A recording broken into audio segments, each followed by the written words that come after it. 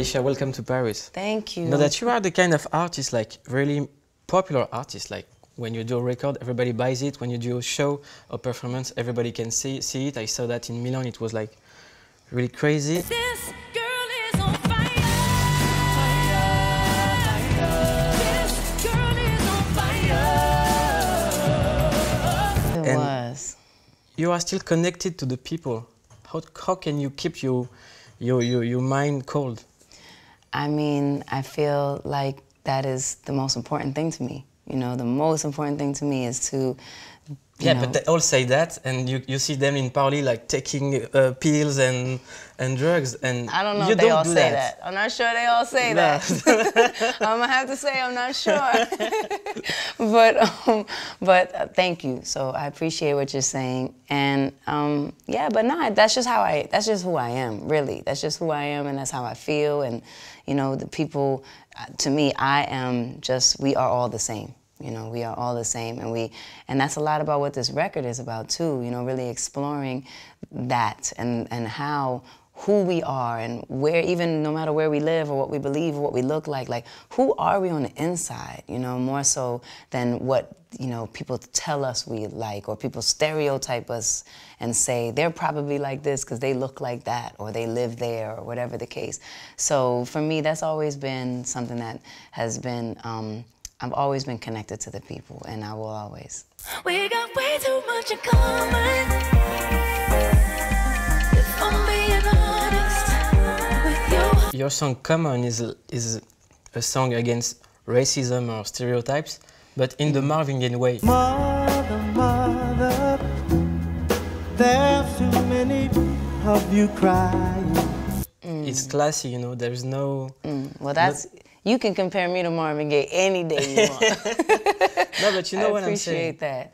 I mean, it's about love, really, you know, and you're right. I mean, the messages that you're getting is right, and that is what I wanted people to think about and see. But, you know, at the beginning of creating this record, you know, we said a lot about, like, talking about, like I said, like, kind of breaking down these stereotypes, and so it is just about, like, being able to be who you are, you know what I mean, whoever that is, and for us not to, you know, I think there's just so much judgment all the time about people, you know, and so I'm really grateful that the message, the feeling, the emotion of this song is like being understood. Who wants to love somebody like me? You want to love somebody like me? If you could love somebody like me, you must be messed up too. But how did you click in your way to decide to be you and not a pop star? I think I've always been like that. I'm pretty sure I've always been like that, because even when I was, you know, just starting, I was different, and, you know, I looked way different, and I played the piano, and I had the braids, and I was like straight off of the streets of New York.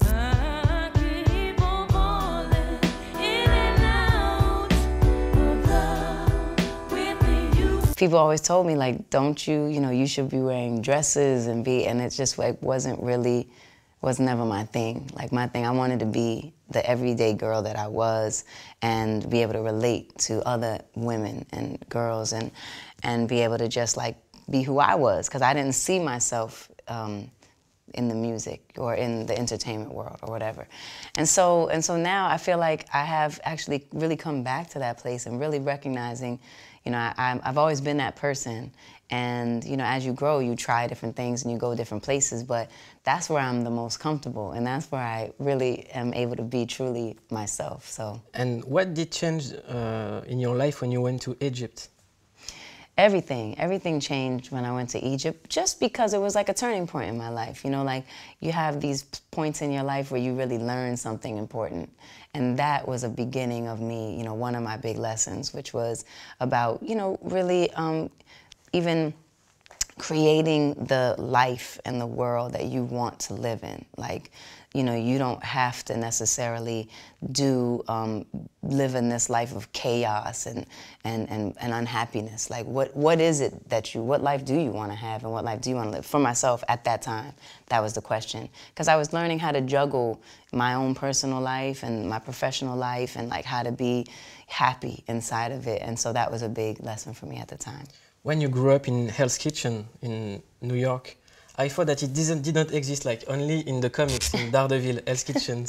You grew up there for real. Yeah, live and direct. Yeah. Exactly. It was even the Hells Angels used to live there, and they used to all have their leather, nothing but leather, and ride bikes. And that's funny that you only thought it was comics. But yeah, Hell's Kitchen, at least that's what it was called then, and it's changed a lot now. But when I grew up, that was a perfect description for what it looked like. Were you able to imagine that one day the little girl from Hell's Kitchen could sit with another guy from Mercy Project and they could be launching Tidal and you were quoting Nietzsche? Without music, life would be a mistake.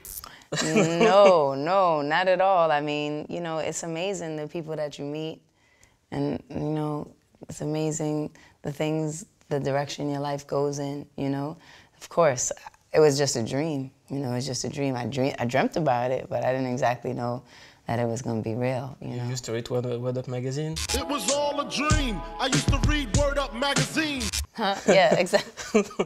Nice, Salt and Pepper and Heavy D up in the limousine. Salt and Pepper and Heavy D up in the limousine. Hanging pictures on your wall? Hanging pictures on my wall. Every Saturday, Rap Attack, Mr. Magic, Marley Marl. Every Saturday, Rap Attack, Mr. Magic, Marley Marl. You're good. And tell me about Tidal, because I think we're living a revolution right now in the industry. Yeah. And I think that nobody understood what you were really meaning with Tidal. It's true, it's true. I think Tidal definitely got misunderstood at the beginning. And, you know, that's natural, but it was definitely such an important thought and concept for the content creators, the people who make the music and create the content that people love, for them to have the opportunity to create a world that would be owned by the content creators. And that didn't just mean the established content creators. And I think that at the beginning was a bit of the confusion. It came off as if it was only for established artists. And it really was not. It was something that many established artists got behind so that the artists coming up behind us would be able to have a platform that all artists owned their own content. But I saw that you and even Kanye was like involved emotionally when you were talking about this. I would prefer for everyone to sign up to Tidal. Right. To get the album on Tidal. That's what I prefer. Nobody likes Tidal. Yeah, but people are. But wait, who said no one likes Tidal? Yeah, I saw mean, people from my culture rising something really big. Yeah, you know, you're right. You're 100% right, and it is big, and it's exactly doing what it's meant to do, and it takes time to build step by step by step, and it's doing incredibly well, you know, and to be able to have that opportunity to bring all artists together, you know, whether you're an indie artist and you're just starting out, or if you're an established artist and you've had years in the game, all artists coming together and saying, like, we can own something together, we can own our creations, and that's powerful, and that's important. And the other important thing that you've done were to go to support the women who have been stolen from Boko Haram. The people united shall never be defeated. Yeah, I definitely have been, you know, part of what I've always been is somebody who is, like we said at the beginning, just connected to the people and what's going on. And so the girls, you know, taken from in Nigeria was just so devastating to me. And it's still crazy because it's still, like, they're not home, you know, they're not back still. And it's been so long, and it's, you know, just outrageous. But one of the things that I've been proud to create recently is something called We Are Here movement. We are here. We are here for all of us. And it's really about we identified 15 really important organizations that are doing very incredible work. to help women and children, to help climate and consciousness, to help justice and equality.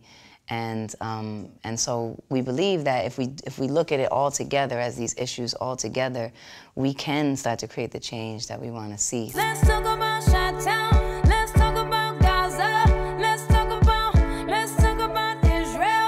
Right now with Israel. WeAreHereMovement.com is really about like creating an army of people. We Are Here is a strong name. We Are Here, yeah. And I feel like right now in the US, all the years of struggle and fight for equality are gone. How does it, what happened?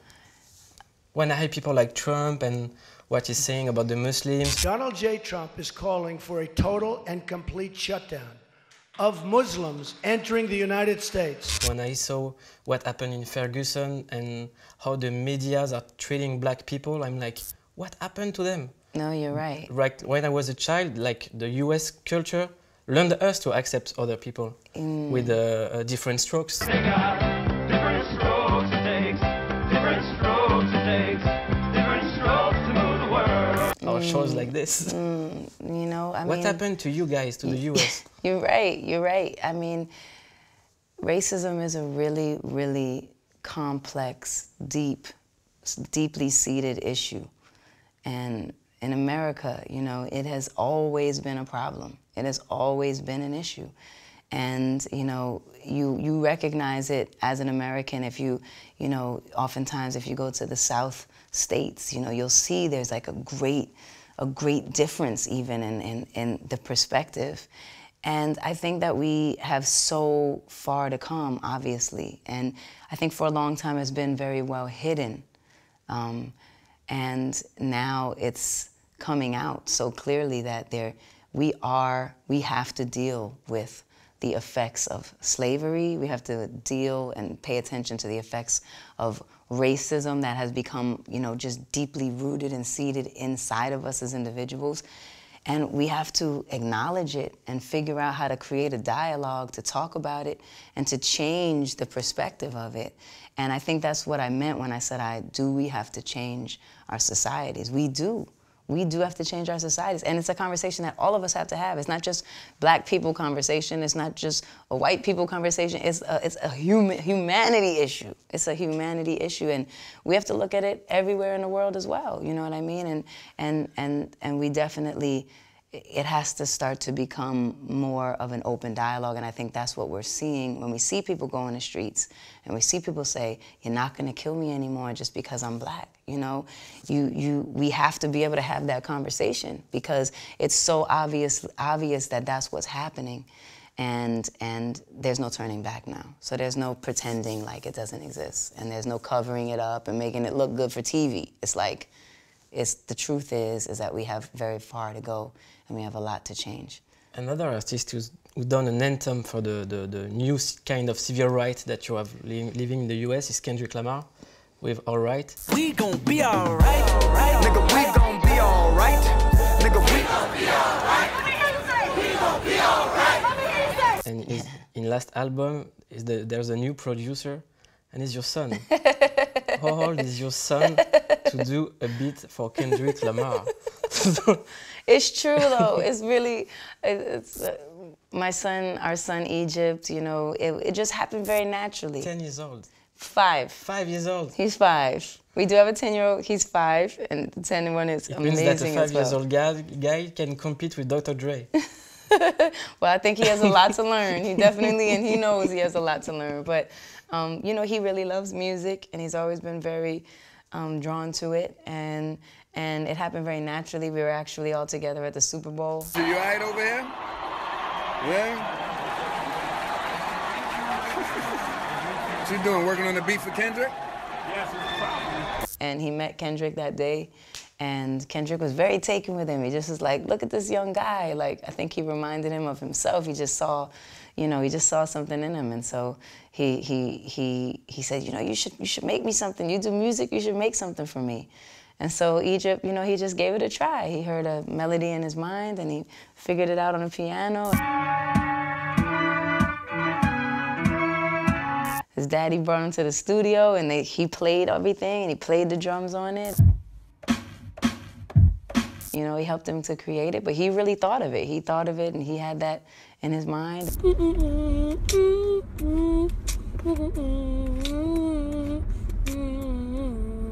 gonna lay that in the studio? Mm-hmm. Who's that for? Kendrick. And Kendrick loved it because, you know, it was something that he could really let go on. So it's great. I mean, even he's surprised. I'm surprised. We're all surprised. Compton is where I'm from. Is where I'm from. Where I'm from. So what's going on, like when you're with your son at home? Are you calling his agent to have a production from your son? No, he doesn't really know. Like he doesn't really know. You know, there were certain things to be taken care of for the Kendrick thing, but he's not thinking like that. And we just want him to be a kid. He's just 5 years old, but he loves it, and he should also be able to express himself.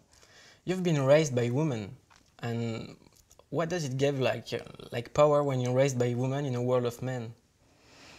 I think that I'm so grateful that I was raised by my mother and by my grandmother.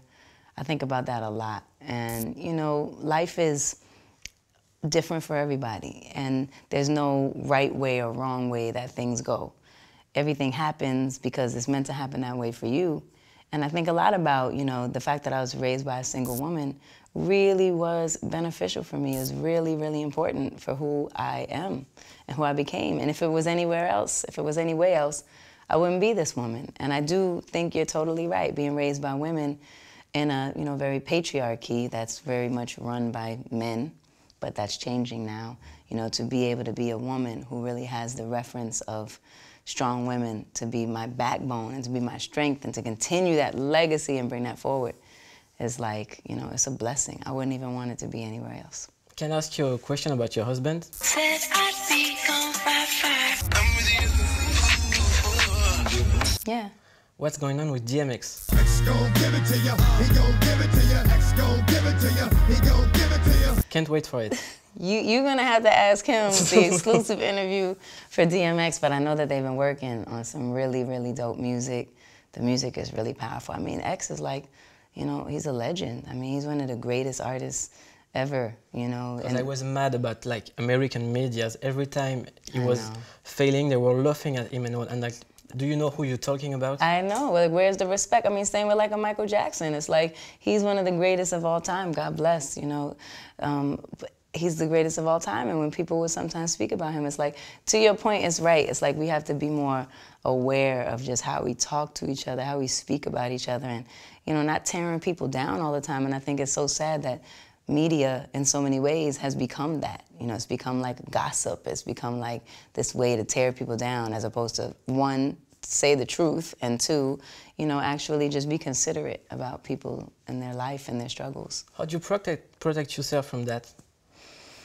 You know, I don't know. I think I just keep going forward with light, you know, positivity, good energy, you know, and I think that, you know, I think you have to really protect yourself, you know, and you have to be cautious of your choices and stuff like that, but, you know, we're all human beings, you know, we're all human beings and no one's perfect, you know, so I just try to keep forward with light and love, and that's what I focus on. I just don't focus on the negative.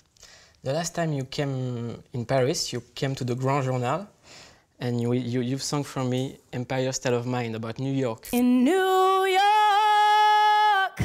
concrete jungle where dreams are made of, there's nothing you can't do. Right. Could you do the same melody for Paris? Can I do the same melody for Paris? Yeah, in Paris. Yeah, will you sing it first and then I'll sing it? In Paris. Keep going. That's just a little bit. In Paris, we have good cheese and French kiss. You want me to change the words and everything? Y'all do have French kiss. Yeah. In Paris, we have some good cheese and French kiss. How about croissants? About croissant, you can go about croissant. All right, anyway. How about we just keep it, in Paris. Concrete jungle where dreams are made of, nothing you can't do. In Paris, These streets will make you feel brand new. Lights will inspire you in Paris. Thank you, Alicia. Thank you very much. You're cool, Last man. question. You're cool. Too. Thank you. What's your definition of a clique? A clique? Like a clique, a group of people? Yeah? Yeah, like a clique, a group of people that get along and have like minds. Welcome to our clique. All right. Thank you very much. All right, man. Thank you. That was really cool. Thanks. That was good. Can you feel like